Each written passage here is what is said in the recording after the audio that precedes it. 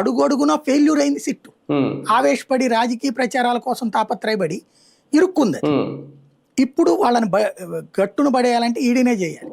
ఎందుకంటే ప్రతి వ్యాపారస్తుడికి hidden operations ఉంటాయి. ఈ బడా వ్యాపారం ఆ హిడెన్ ఆపరేషన్స్ గురించి సేకరించగలిగిన సత్తా ఈడీకి ఉంటుంది. అయితే అది ప్రధానమైన వాళ్ళని పట్టుకోదు. ఇప్పుడు క్రిందటిసారి స్కిల్ డెవలప్మెంట్ కేసులో చంద్రబాబు జోలికి రాలా, కింద వాళ్ళందరినీ పట్టుకో. అట్లాగే ఇప్పుడు కూడా కింద వాళ్ళందరినీ పట్టుకోవచ్చు. ఎందుకంటే పైన వాళ్ళని ప్రూవ్ చేయాలంటే ఆధారం చూపించాలి. లైక్ కేజ్రీవాల్కి ఉంది, అతనే పాలసీ డెసిషన్ మేకర్ అక్కడ. ఇక్కడ జగనే పాలసీ డెసిషన్ మేకర్. కానీ ఈడీ ఎక్కడ ఇరుక్కుంటుందంటే అక్కడ ప్రభుత్వ మద్యం దుకాణాలని ప్రైవేటుకు మార్చడం ద్వారా డబ్బు సంపాదించాడని ఈడీ ప్రూవ్ చేసింది.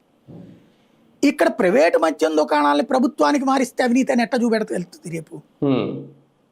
అంటే ఆ కంపెనీలు ఎవరైతే డిస్టిలరీ కంపెనీలు కంప్లైంట్ పెట్టాలి, వాళ్ళు ఎవరు కంప్లైంట్ పెట్టట్లేదు కదా. అదే పెడితే ఈ పాటికి జగన్ కూడా లోపలేసేవాళ్ళు. అదే డిస్టిలరీ కంపెనీలు ఎప్పటికి కూడా ఈ ప్రభుత్వానికి మద్యం అమ్ముతున్నాయి. కాబట్టి ఈ కేసులో బోలెడన్ని కన్ఫ్యూజన్స్ ఉన్నాయి. ఇఫ్ బట్లు బోల్డ్ ఉన్నాయి, అది తేలదు. ఈ లోపు ఇది సాగతీతలో ఇది ఒక కొత్త కోణం అన్నమాట.